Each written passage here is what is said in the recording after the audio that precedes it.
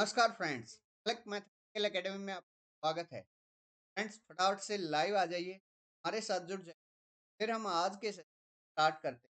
Friends, live आने के बाद वीडियो को लाइक और शेयर कर देना। लाइक करने से आपकी प्रेजेंस का पता लगेगा, शेयर करने से जो आपका फ्रेंड है वो इस वीडियो का बेनिफिट उठा पाएगा। ये फ्रेंड्स, आज के सेशन स्टार्ट करते हैं। आज हम आपके लिए क्या लेकर आए हैं? Today we will about previous year question या नेट 2000 एनालिसिस पार्ट सी से हम भाई प्रीवियस ईयर क्वेश्चन को कर रहे हैं। के अंदर भाई जून 2016 के अंदर पार्ट सी एनालिसिस के क्वेश्चन आए थे, उनको आज हम लेक्चर 1 के अंदर बाकी के जितने भी क्वेश्चन बचते हैं लेक्चर नंबर के अंदर अब डिस्कस स्टार्ट करने से पहले मैं मेरे बारे में थोड़ा सा इंट्रोडक्शन दे देता हूँ। मेरा नाम मालिक है, नेट एंड गेट क्वालिफाइड, 5 साल का टीचिंग एक्सपीरियंस और क्या मैं आपकी हेल्प करता हूँ मैथमेटिक्स के। फ्रेंड्स, स्टार्ट कर लेते हैं से। क्या है भाई? पहला क्वेश्चन हमारे पास, लेट ए बी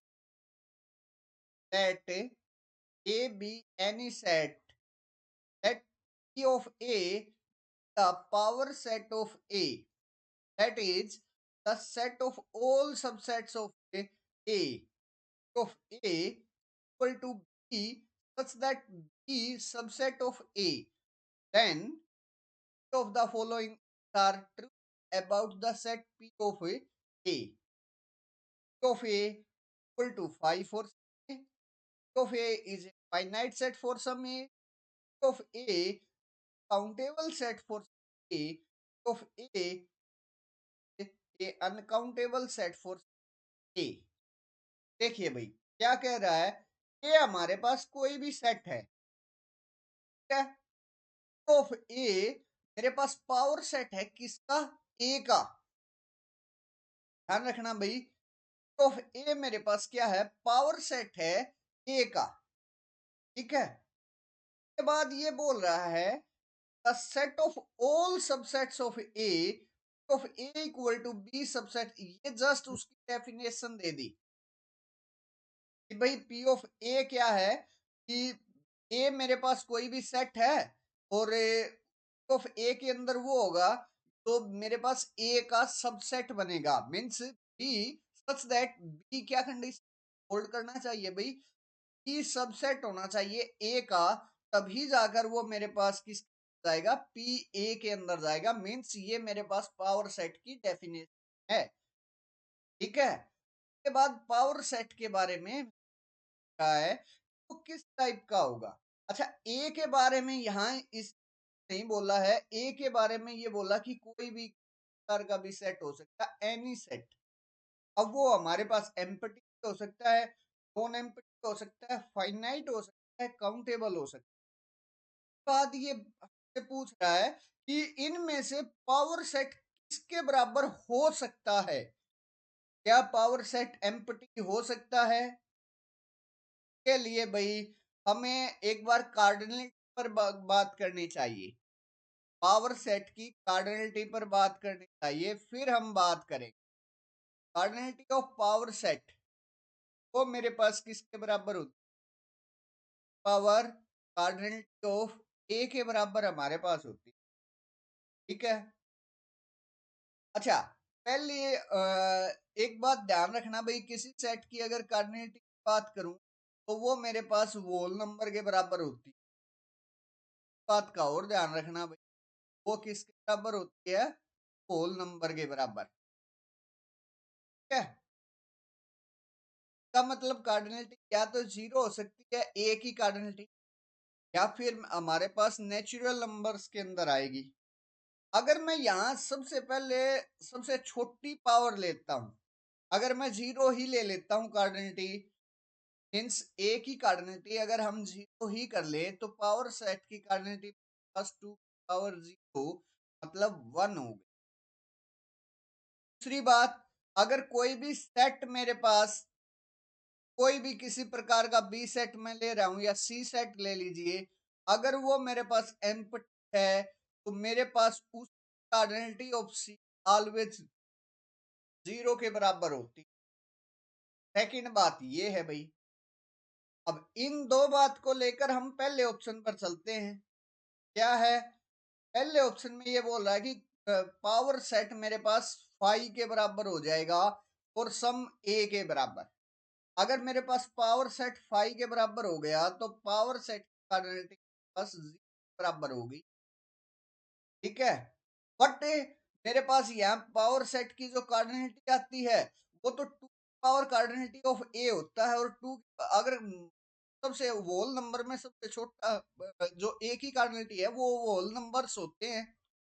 अगर उनमें से सबसे छोटा भी ले लूं मैं, 0 भी ले लूं ए की कार्डिनलिटी को, तब भी मेरे पास जो कार्डिनलिटी को पावर सेट आई वो 1 के बराबर आई वो, और एम्प्टी सेट है तो कार्डिनलिटी 0 है।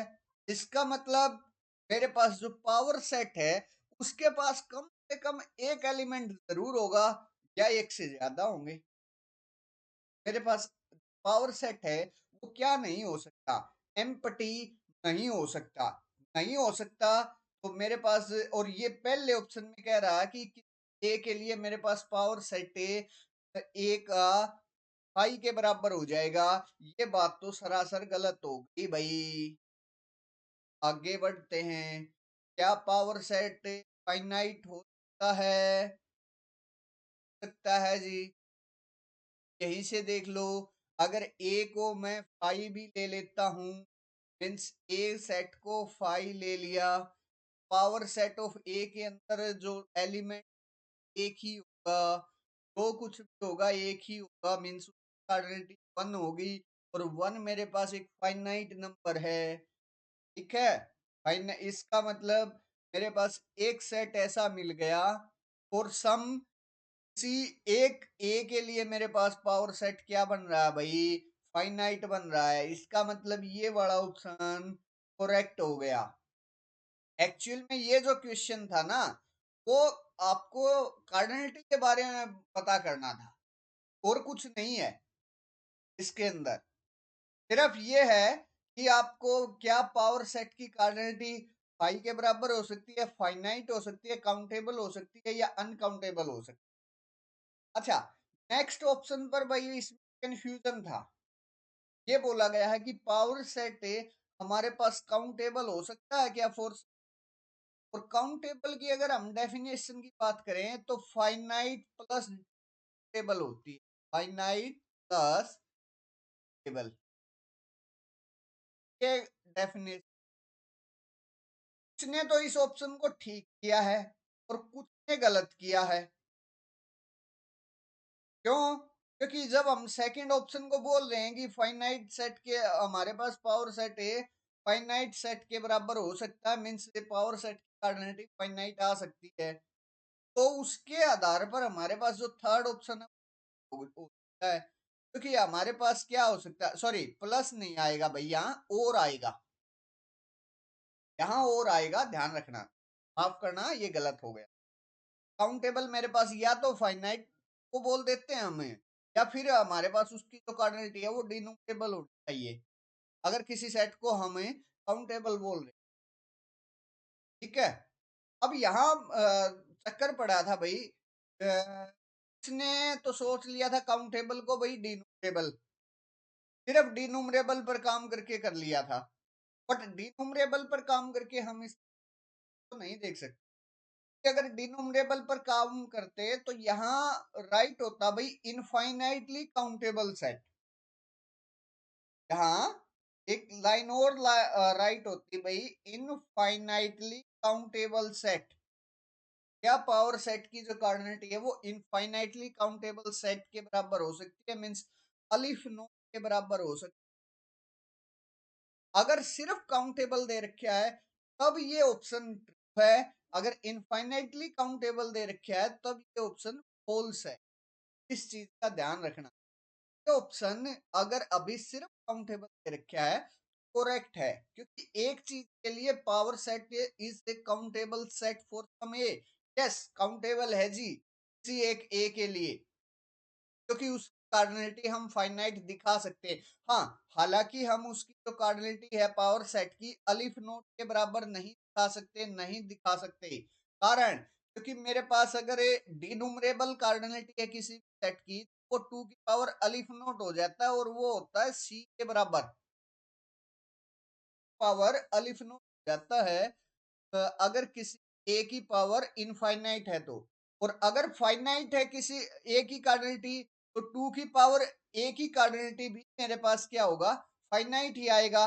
मेन से आराम से समझते इस चीज।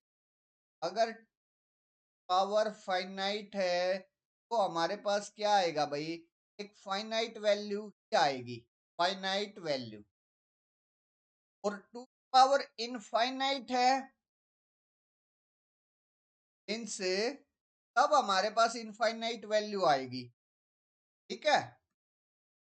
अब इनफाइनाइट भी दो तरीके के होते हैं भाई। क्या क्या? एक तो अलिफ नोट, मीन्स जिसको बोल देते हैं भाई टेबल की कार्डिनलिटी ऑफ डिनोमिनेबल सेट, डिनोमिनेबल सेट की कार्डिनलिटी।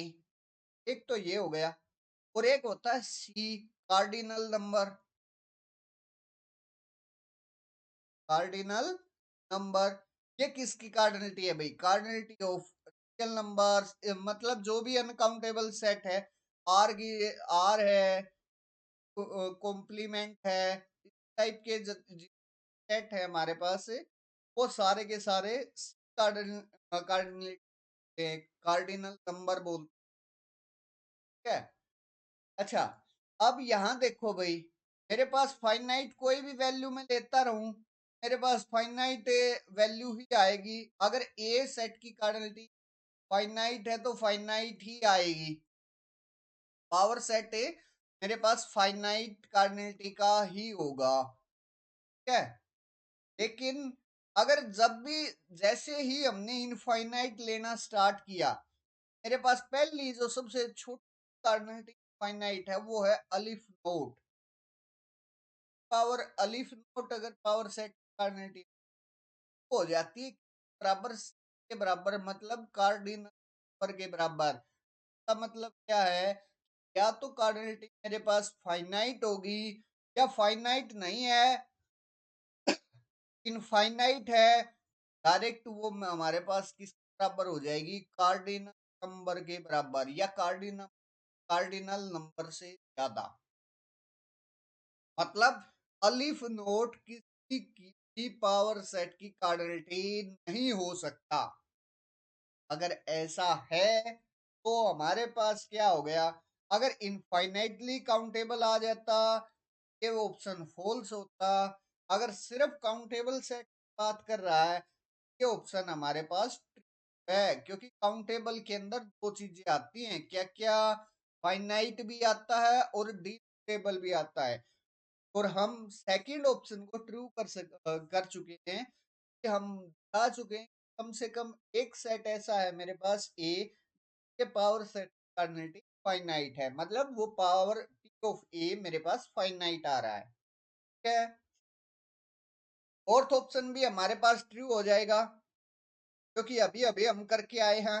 अगर ए को हम किसी अलिफ नोट कार्डिनलिटी के बराबर ले लेंगे, मींस नेचुरल नंबर्स के बराबर अगर मैं ले लूंगा, तो इसका जो पावर सेट बनेगा वो मेरे पास किसके बराबर बन जाएगा भाई, तो कार्डिनलिटी को 2 पावर ऑफ अलिफ नोट हो जाएगी, जो मेरे पास कार्डिनल नंबर सी के बराबर होती है। इसका मतलब है मेरे पास एक ऐसा पावर सेट भी, सॉरी, एक ऐसा पावर सेट भी है यस, जो कि अनकाउंटेबल सेट है किस सेट ए के लिए। ठीक है। का मतलब मेरे पास जो फोर्थ ऑप्शन है क्या हो जाएगा, करेक्ट हो जाएगा। इससे क्वेश्चन के जो आंसर है भाई, वो है second, third, fourth option, second, third और फोर ऑप्शन। ठीक है। एंड आएगा भाई। ठीक है। हाँ, कई जगह आप लोगों को ऑप्शन है वो 2 और 4 भी मिल, वो कंसीडर करके चल रहे हैं कि काउंटेबल के अंदर इनफाइनाइट, बट ये दोनों ऑप्शन मीन्स दोनों ठीक है। आप थर्ड को किसी तरीके से कर सकते हो। अगर डिनोटेबल के लिए बात कर रहे हो, फाइनाइटली काउंटेबल के लिए बात कर रहे हो, तब ये हमारे पास गलत हो जाए। ठीक है, एक्चुअल में इसके जो ऑप्शन आने चाहिए और आने चाहिए, क्योंकि काउंटेबल के बारे में फाइनाइटली नहीं इंट्रोड्यूस, दैट्स वाई तो पावर सेट ऑफ ए है वो हमारे पास काउंटेबल के लिए एग्जिस्ट है। चलिए भाई आगे बढ़ते हैं। हाँ, अगर इस क्वेश्चन को डाउट है, कंफ्यूजन है, तो आपको मैं नेक्स्ट क्वेश्चन पर आते हैं भाई। क्या है, of the following function is R unit.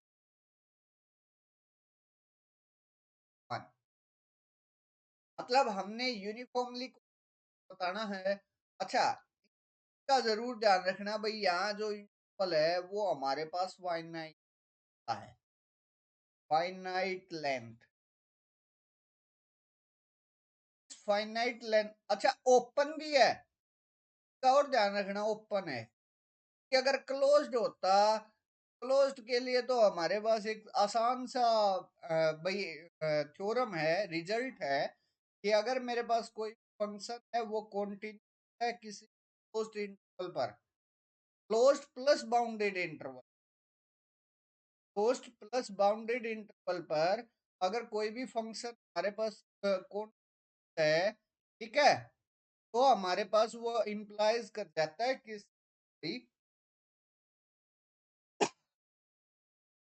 तो हमारे पास वो जो फंक्शन है वो उस क्लोज्ड प्लस बाउंडेड, ये तो हुआ भाई क्लोज्ड प्लस बाउंडेड इंटर। लेकिन यहाँ हमारे पास जो दे रखा है वो रखा है, ठीक है, बट बाउंडेड है। बट क्या है भाई, बाउंडेड है, ठीक है। तो इसके लिए एक रिजल्ट होता है भाई, रिजल्ट पर जाएंगे। अगर मेरे पास कोई भी इंटरवल दे रखा है, कोई भी सॉरी फंक्शन है, एफ है, वो कॉन्टिन्यूस है भाई। अच्छा, ये जरूर ध्यान रखना, जो इंटरवल है वो फाइनाइट लेंथ का होना चाहिए, कॉन्टिन्यूस है फाइनाइट लेंथ के इंटरवल पर। पहली चीज तो ये होनी चाहिए,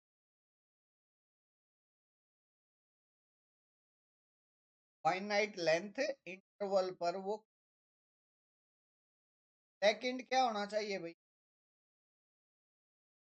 हमारे पास एंड पॉइंट्स पर, एंड पॉइंट्स पर, एंड पॉइंट्स पर लिमिट एग्जिस्ट करनी चाहिए भाई।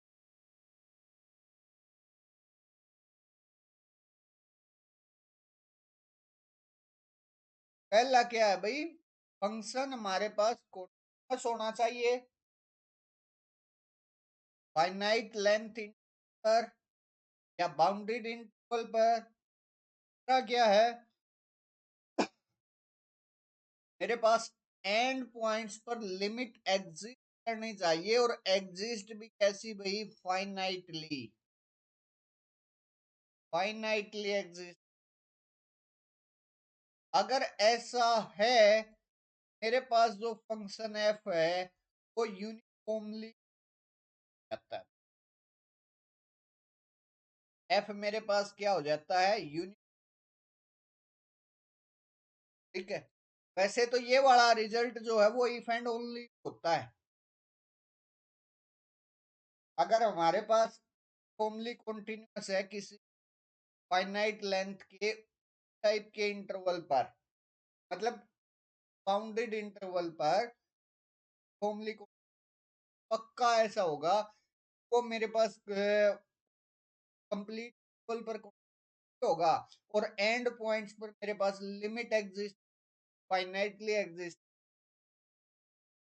ये होता है भाई इफ एंड ओनली का कि हमारे पास रिजल्ट। और इस रिजल्ट का यूज करके हम आसानी से फटाफट से एक क्यों में कर सकते हैं। कैसे?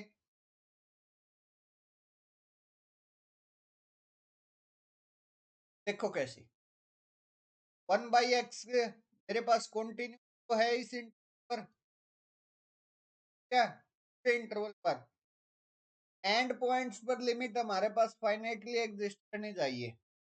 अगर मैं जीरो की साइड से देखता हूँ, सबसे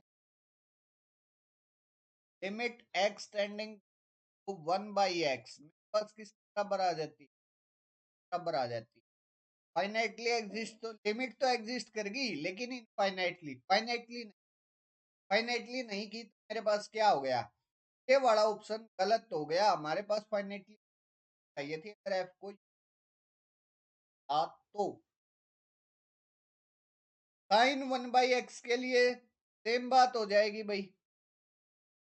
तो ये वाला जो फंक्शन है वो भी हमारे पास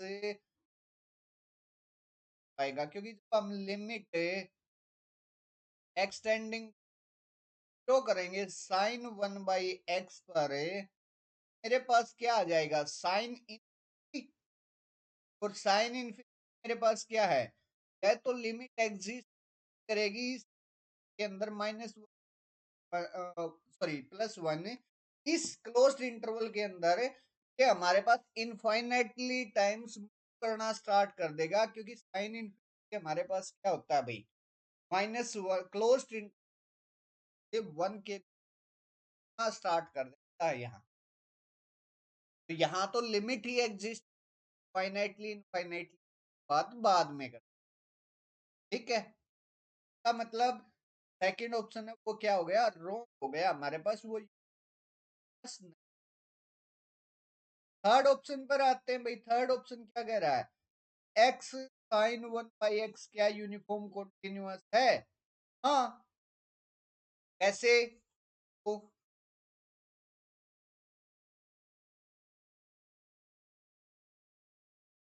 लिमिट, अच्छा पहले तो ये देखो, क्या मेरे पास ये फंक्शन है ओपन इंटरवल 0,1 पर? यस, कौन है? कैसे पता लगा है भाई? 7 फंक्शन हमारे पास कौन सा, everywhere constant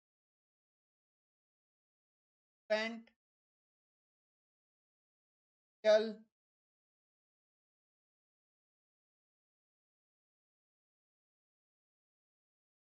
exponential sine sine sine hyperbolic sine है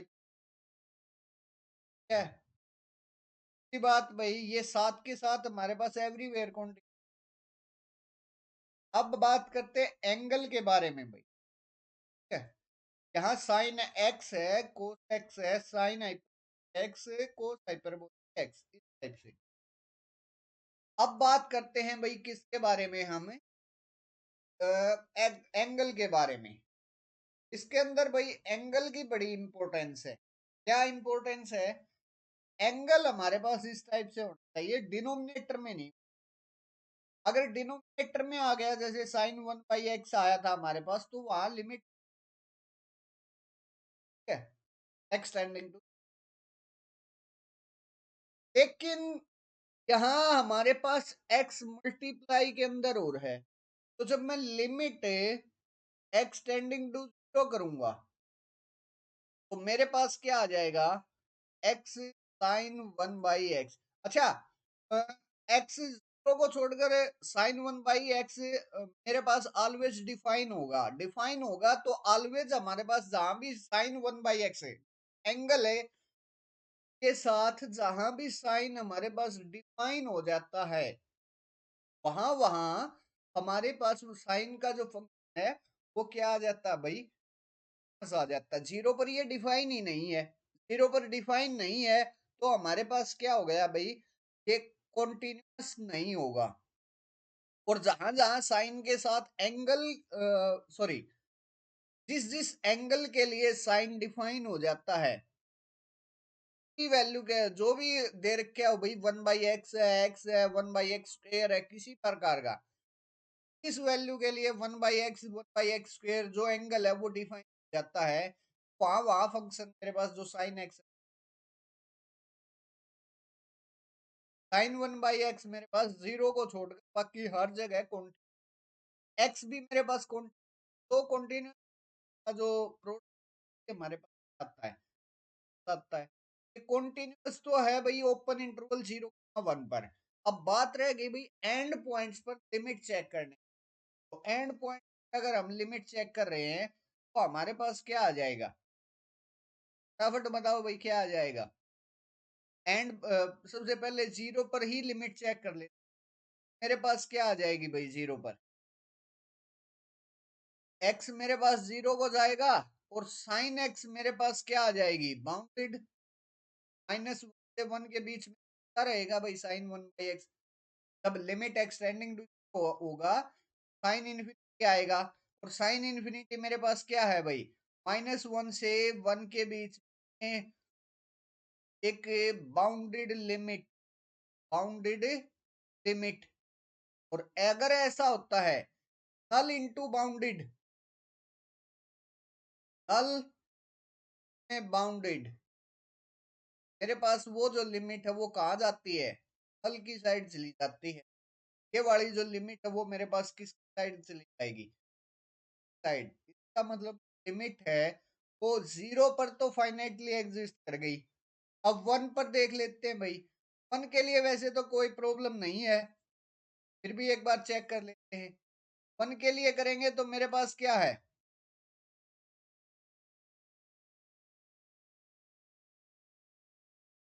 वन के लिए लिमिट एक्स किस साइड चला जाएगा, वन की साइड। साइन 1/x की साइड चला जाएगा, साइन वन की साइड। और ये कुल मिलाकर क्या आ गया, साइन वन मेरे पास क्या आता है एक फाइनाइट क्वांटिटी है। ये भी मेरे पास जो लिमिट है वो क्या एग्जिस्ट, फाइनाइटली एग्जिस्ट मेरे पास एंड पॉइंट्स पर फाइनाइटली क्या है, एफ कंटीन्यूअस है उस फाइनाइट लेंथ के इंटरवल पर। तो हमारे पास थर्ड जो वो क्या हो जाएगा यूनिट। चलिए भाई आगे बढ़ते हैं और साइन एक्स बाई एक्स के बारे में और बात कर लें, ये हमारे पास आएगा या आएगा। अच्छा पहली बात तो भाई इस ओपन पर ध्यान दीजिए, क्या ये जो फंक्शन है वो हमारे पास कैसे, कहा जहां मेरे पास x को डिनोमिनेटर को प्रॉब्लम है वहीं वहीं मेरे पास इस टाइप के जो हैं वो डिसकंटिन्यू। अब x को जीरो पर प्रॉब्लम है सिर्फ, x zero mean denominator zero कहाँ बन रहा है, जीरो पर ही बन रहा है और जीरो मेरे इंटरवल के अंदर नहीं है। इसका मतलब मेरे पास कंप्लीटली डिफाइन है ये इस इंटरवल पर, और कंप्लीटली डिफाइन है जहां जहां ये डिफाइन है वहां वहां ये कॉन्टिन्यूस है। और कॉन्टिन्यूस है तो इसका मतलब इस पहली कंडीशन भाई एंड पॉइंट्स पर लिमिट एग्जिस्ट करना रह गया भाई। अच्छा वन के लिए तो कोई प्रॉब्लम नहीं है, लिमिट एक्सटेंडिंग टू वन करूंगा तो मेरे पास साइन एक्स बाई एक्स ये साइन 1/1 की तरफ चला जाएगा, फिर साइन वन आ जाएगा जो कि हमारे पास क्या है कि फाइनाइट क्वांटिटी है। अब बात रहेगी कि भाई जीरो के लिए, और जीरो पर जब करेंगे तो हमारे पास क्या आ जाएगा, तो जीरो के लिए जब हम कर रहे हैं तो क्या आ रहा है हमारे पास,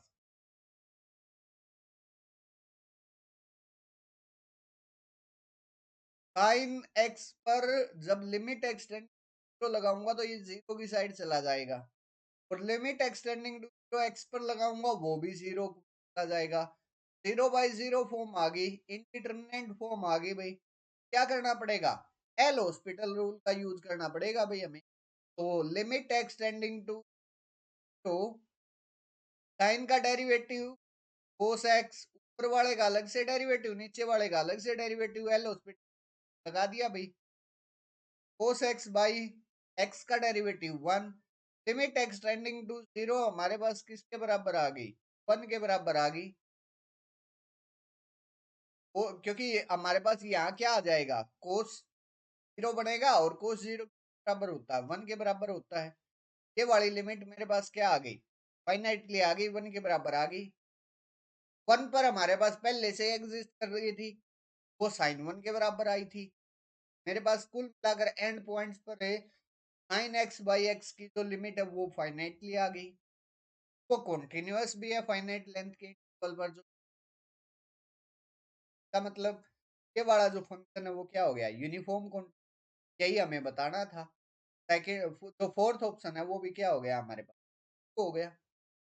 इस क्वेश्चन के जो आंसर आए हैं भाई, वो आए हैं थर्ड एंड फोर्थ ऑप्शन है, बस करेक्ट है। ठीक है, अगर इसमें कोई डाउट है, कोई कंफ्यूजन है, तो आप लोग मेरे कमेंट सेक्शन में, अदरवाइज फिर हम आगे बढ़ेंगे और नेक्स्ट क्वेश्चन को देखेंगे भाई। नेक्स्ट क्वेश्चन क्या है हमारे पास, ये रहा भाई। एफ मेरे पास कोई भी फंक्शन दे रखा है, डिफाइन कर रखा है क्लोज 1 पर। इस टाइप से वो डिफाइन कर रखा है। मेरे पास जब जब एक्स रेशनल होगा तो मेरे पास एक्स स्क्वेयर आएगा, और जब जब एक्स इरेशनल होगा मेरे पास एक्स क्यूब आएगा। ठीक है, देन मेरे पास ये बोल रहा है कि एफ रीमान इंटीग्रेबल है, और है तो उसकी वैल्यू है वो 1/4 है, 1/3 है, या मेरे पास वो रीमान इंटीग्रेबल नहीं है और लोअर इंटीग्रल और अपर इंटीग्रल के बराबर है, 1/4 और 1/3 के बराबर है। ये हमसे पूछ रहे। कैसे करेंगे भाई? सबसे पहले भाई मैं एक चीज बता देता हूं। अगर किसी क्लोज्ड इंटरवल या बाउंडेड, क्लोज्ड प्लस बाउंडेड हम बात कर रहे हैं, और उस पर अगर हमारे पास वहां अनकाउंटेबल अनकाउंटेबल पॉइंट्स मुझे ऐसे मिल जाते हैं जहां फंक्शन डिसकंटिन्यूअस, फंक्शन क्या है, डिस, तो हमारे पास वहां रीमान इंटीग्रेबल, वो जो फंक्शन है वो रीमान टेबल नहीं होता। आर आई राइट कर लेते हैं, वो जो फंक्शन है नॉट रीमान इंटीग्रेबल। अगर फंक्शन जो डिसकंटिन्यूअस का जो सेट है वो अगर अनकाउंटेबल है, मीन्स अनकाउंटेबल है, तो वो फंक्शन के पास क्या नहीं होता, no Riemann closed plus bounded interval. ठीक है, एक छोटा सा आप रिजल्ट मान सकते हो, नोट रिमार्क मान सकते हो। इसके बेस पर हम क्या करेंगे भाई, इस टाइप के हमेशा जब कभी भी मेरे पास x इक्वल रेशनल के लिए अलग फंक्शन हो, इरेशनल के लिए अलग फंक्शन, सबसे पहले हम कंटिन्यू देखते हैं कितने पॉइंट्स पर आती है। यहाँ मेरे पास सिर्फ और सिर्फ है एक तो 0 के लिए और एक 1 के लिए, दोनों की जो वैल्यू है वो सेम, मतलब x मेरे पास रेशनल है, ठीक है, या x मेरे पास इरेशनल हो, कोई इश्यू नहीं है। जब हम लिमिट लेंगे x टेंडिंग टू, तो एक्स स्क्वेयर भी किस साइड चला जाएगा, जीरो की साइड, एक्स क्यूब साइड चला जाएगा, जीरो की साइड। जीरो पर मेरे पास जो फंक्शन है वो क्या होगा, कॉन्टिन्यू जाएगा। सेम बात 1 के लिए होगी भाई, चाहे एक्स रेशनल हो चाहे एक्स इरेशनल, जब लिमिट एक्सटेंड 1 लगेगा, एक्स स्क्वेयर भी मेरे पास 1 की साइड चला जाएगा, एक्स साइड चला जाएगा। मेरे पास वहां से जो है वो क्या आ गया भाई, 1 के बराबर, मीन्स 1 की पर भी ये वाला इस टाइप का जो, और बाकी किसी भी पॉइंट के लिए अगर हम देखते हैं तो एक्स स्क्वेयर और एक्स क्यूब वैल्यू हमेशा डिफरेंट आएंगी। तो लिमिट है राइट हैंड लिमिट या लेफ्ट हैंड लिमिट है, वो हमारे पास सेम आएंगी। दैट्स वाई मेरे पास सिर्फ इस इंटरवल में दो ही पॉइंट ऐसे मिले जहां ये फंक्शन कंटिन्यूअस था। इसका मतलब अनकाउंटेबल पॉइंट के जहां मेरे पास दो फंक्शन कंटिन्यूअस है, इसका मतलब रीमान इंटीग्रेबल तो नहीं हो सकता। रीमान इंटीग्रेबल नहीं हो सकता तो पहला ऑप्शन यही कह रहा है कि F is not Riemann integrable, पहला ऑप्शन करेक्ट। दूसरा और तीसरा ऑप्शन मेरे पास गलत। वो ये बोल रहे हैं कि वो रीमान इंटीग्रेबल है, नहीं है भाई। पहला ठीक कर दिया तो दूसरा और तीसरा ऑटोमेटिक गलत हो गए। अच्छा भाई, अब इनकी जो वैल्यूज है वो हम कैसे फाइंड आउट करते हैं, के लिए और बता देता हूं एक बार। अगर मेरे को अपर इंटीग्रल चाहिए, अगर मुझे अपर इंटीग्रल की वैल्यू चाहिए, तो हम यहां से जो भी बड़ा फंक्शन होगा को उठाते हैं, उसका डायरेक्ट इंटीग्रेशन कर देते हैं और लिमिट अप्लाई कर देते हैं जो भी इंटरवल मेरे पास दे रखे हैं उस। जैसे यहाँ इंटीग्रेशन 0 से 1 तो इंटरवल है, तो लिमिट अप्लाई कर दी 0 से 1, ठीक है। और बड़ा फंक्शन कौन सा भाई? अच्छा ध्यान रखना, बड़ी पावर होती है, जैसे m अगर बड़ा है n से और x की तो वैल्यू है वो है ग्रेटर देन इक्वल टू 1, तो हमारे पास ऐसा होता है, या स्ट्रिक्टली ग्रेटर देन 1 बोल सकते, तो मेरे पास जो बड़ी पावर होगी वही बड़ा होगा। तब x की पावर m कर रहा हूं तो वो बड़ा होगा मेरे पास x की पावर n से। लेकिन अगर हमारे पास x क्या आ जाता है, x लाई कर जाता है 0 और 1 के बीच में, तब हमारे पास ऐसा होता है, x की पावर जितनी बड़ी पावर करूंगा x हमारे पास उतना ही छोटा होता चला जाएगा, उतना ही टेंडिंग टू 0 चला जाएगा। का मतलब तो बड़ी पावर है वो हमारे पास वो वाली वैल्यू छोटी हो जाएगी। क्यों? कि हम यहाँ उसका क्या कर रहे हैं भाई, रिवर्स कर रहे हैं, पलट रहे हैं, डिनोमिनेटर में लेकर आ रहे हैं उस, दैट्स वाई ऐसा होता है। अच्छा, अब यहाँ इसका मतलब मेरे पास 2 और 3 में बड़ा है, 3 बड़ा है, तो अगर मैं बड़ा फंक्शन देखूंगा 0 और 1 के बीच में, तो वो मेरे पास एक्स स्क्वायर होगा, ना कि एक्स क्यूब। कि एक्स मेरे पास कहां से कहां लाई कर रहा है, 0 से 1 के बीच। अगर ऐसा है तो हमारे पास क्या होता है, जो छोटी पावर है, छोटी पावर वाली जो वैल्यू है वो बड़ी होती है किससे, बड़ी पावर वाली से। और अगर x ग्रेटर देन 1 है तब हमारे पास सेम चलता है। तो बड़ी पावर है, वैल्यू की बड़ी पावर ग्रेटर देन होती है छोटी पावर से, इक्वल टू भी लगा सकते हैं, ठीक है। अब इस इंटीग्रेशन की अपर इंटीग्रल या लोअर इंटीग्रल निकालना मुझे, तो उसके लिए क्या आसान सा तरीका है भाई, हम क्या कर लेते हैं, जो भी बड़ा फंक्शन है उसको यहाँ उठाकर यहाँ रख देते हैं और इंटीग्रेशन कर। बड़ा फंक्शन क्या है, तो सॉरी एक्स स्क्वायर है, डी एक्स है, का इंटीग्रेशन मेरे पास क्या आ जाएगा, x cube by D. Limit apply कर दो भाई जी, मेरे पास क्या आ गया 1/3, तो 1/3 आ गया। यहाँ हमने बड़ा फंक्शन लिया है तो वो आ गया अपर इंटीग्रल, अगर छोटा फंक्शन लेते हैं तो वो आ जाएगा हमारे पास लोअर इंटीग्रल। तो अपर इंटीग्रल की तो वैल्यू ये आ गई और लोअर इंटीग्रल की वैल्यू हमारे पास क्या आ जाएगी, x cube x means x power of 4/4, 0 से 1 लिमिट, मेरे पास क्या आ गया 1/4 माइनस 0/4 के बराबर, ठीक है। ये आ गया, क्लियर है। और एक चीज हम जानते हैं, upper integral less than equal to lower integral होता है, और इक्वल टू साइन तभी आता है जब हमारे पास क्या हो, रीमान इंटीग्रेबल। यहाँ से मेरे पास जो लोअर इंटीग्रल है वो स्ट्रिक्टली लेस देन है किससे भाई, अपर इंटीग्रल से। और वैल्यूज क्या क्या है भाई, लोअर इंटीग्रल मेरे पास 1/4 के बराबर है और अपर इंटीग्रल मेरे पास 1/3 के बराबर है। ठीक है, का मतलब ये वाला जो मेरे पास ऑप्शन है वो भी क्या हो गया, करेक्ट हो गया। ठीक है, कि हमने हमारे पास अपर इंटीग्रल और लोअर इंटीग्रल की वैल्यू यही आई है, 1/4 लोअर इंटीग्रल, 1/3 अपर इंटीग्रल। इस तरीके से हम इस प्रकार के जो भी क्वेश्चन हमारे पास आते हैं वो हम सोल्व कर सकते हैं।